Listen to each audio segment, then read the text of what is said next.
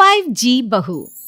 सुमित्रा जी का बेटा था अमित और बहू का नाम था अमृता।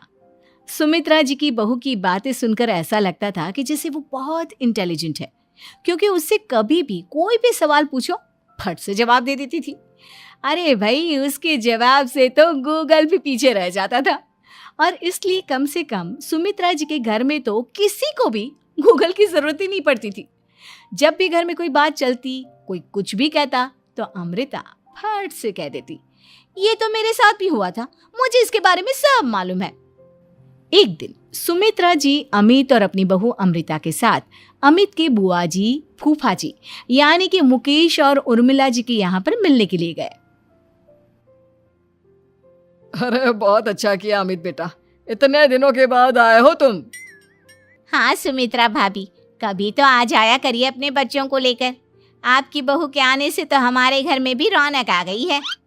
वो क्या है ना, अमित ऑफिस के काम में बहुत बिजी रहता है, इसलिए उसे तो वक्त ही नहीं मिल पाता। अच्छा, लगता है नौकरी काफी मुश्किल है अमित की। अरे नहीं नहीं फूफा जी, ऐसी कोई बात नहीं है। आप तो जानते हैं ना प्राइवेट जॉब में कितना काम होता है। अरे कोई समझे ना समझे, मुझे तो पता है प्राइवेट नौकरी में इतना काम करना पड़ता है कि इंसान की आफत आ जाती है। लेकिन बेटा, तुमने तो कभी जॉब की ही नहीं, तुम्हें कैसे पता? अरे जॉब नहीं की तो क्या हुआ मम्मी जी, सब जानती हूँ मैं। सबसे पहले ऑफिस में जाओ, वहां पर अपनी एंट्री डालो, उसके बाद दिन भर सिस्टम पर बैठकर काम करो। चारों तरफ कैमरे लगे होते हैं, आप अपनी नजर इधर की उधर नहीं कर सकते। उसके बाद दिन भर बॉस की चिक चिक सुनो, वो अलग से। यही सब होता है, मुझे ना सब पता है। अरे बहू रानी तो काफी इंटेलिजेंट है, हर बात की खबर है इसको। थोड़ी देर बाद, अब देखिए सुमित्रा भाभी, इतने दिनों के बाद आई हैं आप, खाना खाकर ही जाना, ऐसे तो मैं आपको जाने नहीं दूंगी। वैसे बुआ जी, खाने में क्या बनाया है? वो क्या है ना बेटा, आज तुम्हारी बुआ जी की तबीयत थोड़ी ठीक नहीं थी, इसलिए हमने सोचा कि जब तुम लोग यहाँ आ जाओगे तो बाहर से खाना मंगवा लेंगे और साथ में बैठकर खाएंगे। लेकिन बस प्रॉब्लम इतनी सी है कि मुझे बाहर से खाना ऑर्डर करना नहीं आता। सोचा जब अमित आएगा तो उसी को बोल दूंगी। अरे मुझे आता है ना, मैं कर देती हूँ ऑर्डर। बताइए क्या क्या मंगाना है आपको? इटालियन, कॉन्टिनेंटल, इंडियन, पंजाबी, सब पता है मुझे। क्या बात है बहू, क्या घर में भी खाना रोज बाहर से ऑर्डर करती हो? अरे नहीं नहीं नहीं बुआ जी, ऐसी कोई बात नहीं है, बस मुझे ना सब पता है। कोई बात नहीं अमृता, मैं अपने फोन से ऑर्डर कर देता हूँ। अरे क्या बात है, आजकल ऑनलाइन डिलीवरी पर कोई ऑफर नहीं चल रहा है, वरना काफी पैसे बच जाते हैं। कैसी बात करते हैं अमित, मैं कह रही हूँ ना मुझे सब पता है। मुझे एक बहुत अच्छा ऑनलाइन डिलीवरी वाला मालूम है, जहाँ पर 50% ऑफ मिल जाएगा। और आज तो वैसे भी फ्राइडे है ना, फ्राइडे को तो उस पर 50-70% ऑफर मिलता ही मिलता है। अरे क्या बात है, इसके बारे में तो मुझे पता ही नहीं था। अरे बेटा, जिस चीज के बारे में किसी को पता नहीं होता, हमारी बहू को पता होता है। एक काम कर, तू उसी को ऑर्डर करने दे। क्या बात है अमृता बेटा, तुम तो बहुत इंटेलिजेंट हो, सब कुछ जानती हो। कुछ दिनों के बाद सुमित्रा जी की कुछ सहेलियां उनसे मिलने के लिए आती हैं। अरे सुमित्रा बहन कैसी हो, बहू कैसी है तुम्हारी? अरे पूछिए मत, बहुत इंटेलिजेंट है मेरी बहू, सब कुछ जानती है। क्या बात है, बहू के आने के बाद तो औरतें दुखी हो जाती है, लेकिन तुम तो बहुत खुश लग रही हो। वो क्या है ना, मेरी बहू है ही इतनी अच्छी। अरे तो बुलाओ ना, हमारे साथ बैठेगी, बातें करेंगी तो हमें भी अच्छा लगेगा। सुमित्रा जी अमृता को बाहर बुलाती हैं और उसके बाद सब लोग बातें करने लगते हैं। क्या बताऊं, कुछ दिनों से घुटनों में इतना दर्द हो रहा है कि चला भी नहीं जाता। अब बुढ़ापे में तो ये सब चलता ही रहता है, क्या कर सकते हैं। आंटी जी, आप योगा करिए, योगा और साथ में ना काले तिल खाया करिए, आपके घुटनों का दर्द भाग जाएगा। लेकिन तुमको ये सब कैसे पता बेटा? अरे मेरे भी घुटनों में दर्द होने लगा था, मैंने योगा किया और काले तिल के साथ गुड़ मिलाकर उनके लड्डू बनाकर खाए, एकदम ठीक हो गए हैं मेरे पैर। अमृता, ये तुम क्या कह रही हो? इतनी कम उम्र में तुम्हारे पैरों में दर्द कैसे हो सकता है? अरे मम्मी जी सच कह रही हूँ, एक बार अगर कोई ये नुस्खा अपना लेना बस मजा आ जाए। ठीक है बेटा, अगर तुम कहती हो तो मैं ये करके देखती हूँ। मुझे सब पता है आंटी जी, ये मेरे साथ हो चुका है, इसीलिए तो बता रही हूँ मैं आपको, ऐसे नहीं बताती किसी को। कुछ दिनों के बाद अमित अमृता को अपने दोस्तों के साथ घूमने के लिए ले जाता है। क्या यार, क्या जिंदगी हो गई है। सारा दिन ऑफिस का काम करते रहो, अपनी हेल्थ पर तो ध्यान ही नहीं दे सकते। अरे क्यों नहीं दे सकते अपनी हेल्थ पर ध्यान? सब दे सकते हैं, इंसान चाहे तो कुछ भी कर सकता है। क्या बात है भाभी, आप इतनी श्योरिटी के साथ कैसे कह सकती हैं? अरे आजकल ना एक से एक एप्लीकेशन है मार्केट में, और जानते हैं उसमें कुछ एक्सरसाइज तो ऐसी बताते हैं जिन्हें आप अपने ऑफिस में बैठे बैठे, मेरा मतलब लैपटॉप पर काम करते करते भी कर सकते हैं। अमृता, ऐसी एक्सरसाइज के बारे में तो मुझे भी नहीं पता था, तुम्हें कैसे मालूम? अरे मुझे सब पता है, हर चीज की खबर रखती हूँ मैं, जानते हैं ना आप। लेकिन ऐसी कौन सी एप्लीकेशन है और ऐसी कौन सी एक्सरसाइज है भाभी? एक मिनट, मैं आपको अपने मोबाइल में दिखाती हूँ। अरे वाकई में भाभी तो सही कह रही हैं। देखो यार, इसमें कितनी अच्छी एक्सरसाइज दिखाई गई है। अपनी चेयर पर बैठे बैठे एक्सरसाइज भी कर लो, काम भी और हेल्थ भी। वाह भाभी वाह, मजा आ गया। लेकिन अमृता, तुम्हें इस बारे में कैसे पता? अब मेरे साथ जो चीज हो चुकी है उसके बारे में तो मुझे पता होगा ही ना अमित। मतलब तुम कब ऑफिस में काम करने गई जो तुमने ऑफिस करते करते एक्सरसाइज की? मैं जो किचन में काम करती हूँ अमित, घर के काम, वो किसी ऑफिस के काम से काम है क्या? बस मैं भी वो सब करते करते इनमें से कुछ एक्सरसाइज ट्राई कर लेती हूँ, इसीलिए मुझे सब पता है। सही है यार, तुम तो बहुत इंटेलिजेंट हो। कुछ दिनों के बाद ये क्या है, एक दोस्त ने मेरे साथ एक मजाक किया है लेकिन समझ में ही नहीं आ रहा। अरे बेटा, तो अमृता से पूछ लेना, उसके पास कोई ना कोई जवाब जरूर होगा। ठीक कहती है मम्मी जी, मैं सब जानती हूँ। लेकिन अमृता, ये थोड़ा मुश्किल है, सोच लो। मेरे लिए कुछ भी मुश्किल नहीं, दुनिया की कोई भी पहेली हो मैं चुटकी में सॉल्व कर लेती हूँ। अच्छा ठीक है, देखो मेरे दोस्त ने मुझे एक खाली पेपर दिया है और कहा है कि इस पर उसने मेरे लिए कुछ मैसेज लिखा है। अब एक बात बताओ यार, खाली पेपर पर, आई मीन जिस पर कुछ भी नहीं लिखा हुआ, उसे मैं कैसे पढ़कर बताऊं? अरे बस इतनी सी बात, इसे तो मैं चुटकियों में सॉल्व कर दूंगी अमित। लेकिन कैसे बहू, इस पेपर पर तो वाकई में कुछ नहीं लिखा हुआ, एकदम खाली पेपर है, कैसे, क्या पढ़ोगी तुम? अमित, एक छोटा सा काम करो, जल्दी से एक मोमबत्ती लेकर आओ। अरे बहू, पेपर में आग लगाने का इरादा है क्या? नहीं मम्मी जी, इस पेपर पर अमित के दोस्त का लिखा हुआ मैसेज पढ़ने का इरादा है। अमित कैंडल लेकर आता है। अब ना बस इस पेपर को धीरे धीरे कैंडल के ऊपर घुमाते रहो, देखना 2 ही मिनट में मैसेज आपकी आंखों के सामने होगा। अच्छा ठीक है, मैं ऐसा करके देखता हूँ।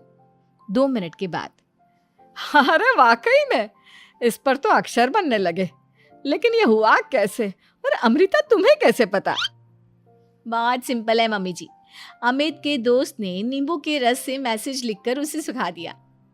अब अगर मैसेज पढ़ना हो ना तो पेपर को आग के सामने ले जाओ और लेटर्स अपने आप उभर कर आ जाते हैं। वाह बहू, लेकिन तुम ये सब कैसे जानती हो? अरे मम्मी जी, जब मैं छोटी थी ना तो अपनी सहेलियों के साथ ऐसे ही गेम खेला करती थी। ये तो मेरे साथ कितनी बार हो चुका है, मुझे सब पता है। थैंक यू यार अमृता, तुम्हारी वजह से हमें कुछ भी सोचने की जरूरत ही नहीं पड़ती, तुम सब कुछ बता देती हो। कुछ दिनों के बाद सुमित्रा जी को अमृता के प्रेग्नेंट होने की खुशखबरी मिलती है और सुमित्रा जी अमृता को डॉक्टर के यहाँ लेकर जाती है। देखिए सुमित्रा जी, आपकी बहू की तबीयत बिल्कुल ठीक है, किसी भी तरह की चिंता करने की कोई ज़रूरत नहीं है, लेकिन हाँ, उनको आयरन वाली डाइट खाने की बहुत ज़रूरत है। ठीक है डॉक्टर साहब, आप बता दीजिए मैं अपनी बहू को क्या क्या खिलाऊं ताकि उसकी तबीयत ठीक रहे और आने वाले बच्चे की भी। अरे मम्मी जी, इसमें डॉक्टर से पूछने की क्या ज़रूरत है, किशमिश है, अनार है, पालक है, ये सब खाना चाहिए, आयरन का लेवल बिल्कुल बराबर रहता है। अरे वाह, आपकी बहू तो सब कुछ पहले से ही जानती है। ये तो बहुत अच्छी बात है। देखो, आयरन के साथ तुम्हें कैल्शियम भी खाना होगा। जानती हूँ मैं, अगर आयरन की खाली सप्लीमेंट लेते हैं और कैल्शियम नहीं लेते तो बॉडी उसे अच्छे से एब्जॉर्ब नहीं कर पाती। सब पता है मुझे। बहू ये भी मालूम है? हाँ मम्मी जी, आप तो जानती है ना, मुझे सब पता है। आपकी बहू की बातें सुनकर अच्छा लग रहा है। मुझे ऐसी बहुत कम लड़कियां मिलती हैं जिन्हें इतनी नॉलेज होती है, सारे सवालों के जवाब देती है। और हमारे इंडिया में तो वैसे भी हालात बहुत खराब है। बिल्कुल ठीक कह रहे हैं आप डॉक्टर साहब, लेकिन मैं उन लड़कियों की तरह नहीं हूँ।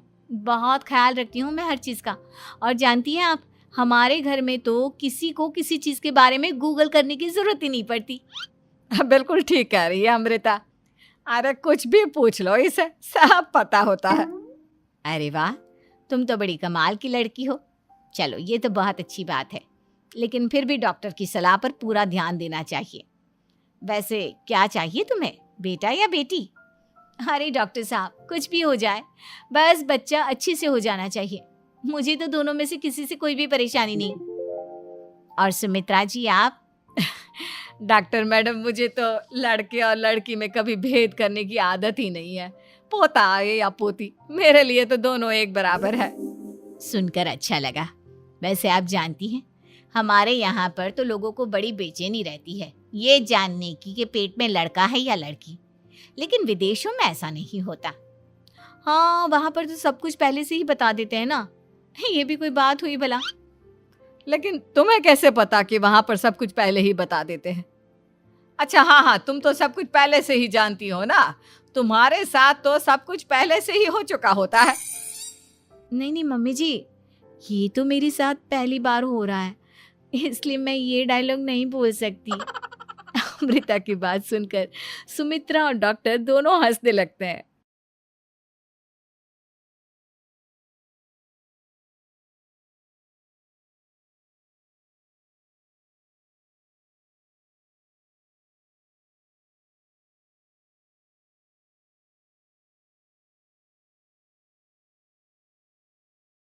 यीशु और उसके शिष्य गलील के समुद्र के पार गए। वो दुष्टात्मा ग्रस्त एक मनुष्य से मिले जो कब्रिस्तान में रहता था। वो निरंतर चिल्लाता रहता और अपने आप को पत्थरों से काटता था।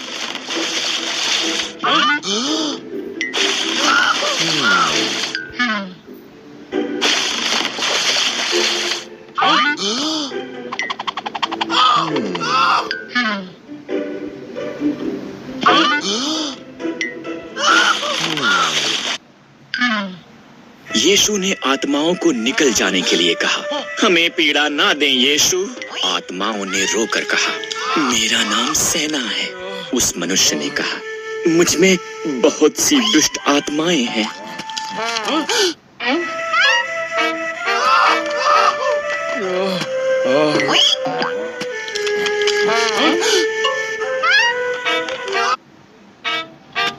देख, तुझे उससे निकलना होगा। यीशु ने कहा, तेरे पास कोई चुनाव नहीं है। दुष्ट आत्माएं डर गईं। वहां पर निकट ही सुअरों का एक बड़ा झुंड था।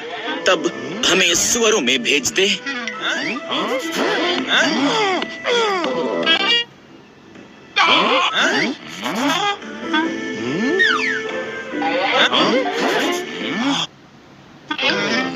यीशु ने दुष्ट आत्माओं को सुअरों में जाने दिया।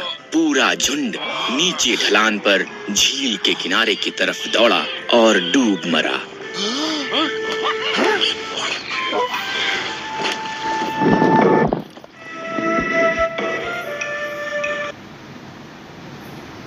जो लोग सुअरों को चराते थे, वो जो हुआ था जाकर शहर में सबको बता दिया। शहर के लोग कब्रिस्तान पर आए। उन्होंने देखा कि यीशु ने मनुष्य को चंगा कर दिया था।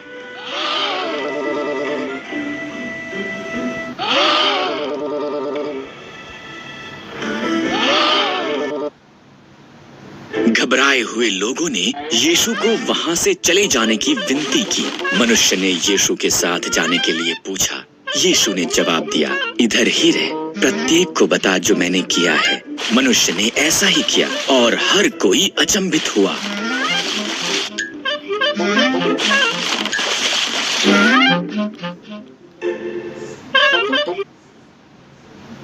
गलील के समुद्र के पार गए। वो दुष्टात्माग्रस्त एक मनुष्य से मिले जो कब्रिस्तान में रहता था। वो निरंतर चिल्लाता रहता और अपने आप को पत्थरों से काटता था।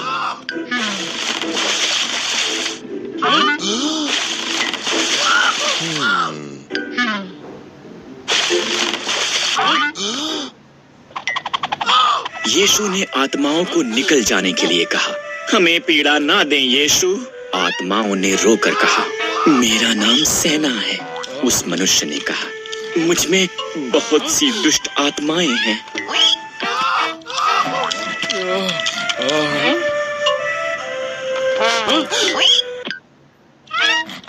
देख, तुझे उससे निकलना होगा। यीशु ने कहा, तेरे पास कोई चुनाव नहीं है। दुष्ट आत्माएं डर गईं। वहां पर निकट ही सुअरों का एक बड़ा झुंड था। तब हमें सुअरों में भेज दे। यीशु ने दुष्ट आत्माओं को सुअरों में जाने दिया। पूरा झुंड नीचे ढलान पर झील के किनारे की तरफ दौड़ा और डूब मरा।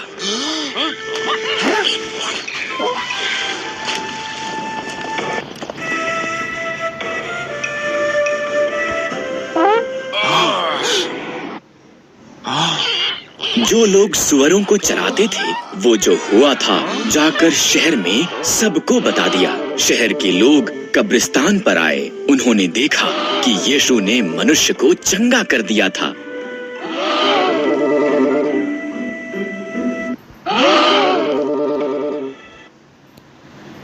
घबराए हुए लोगों ने यीशु को वहां से चले जाने की विनती की। मनुष्य ने यीशु के साथ जाने के लिए पूछा। यीशु ने जवाब दिया, इधर ही रह, प्रत्येक को बता जो मैंने किया है। मनुष्य ने ऐसा ही किया और हर कोई अचंभित हुआ।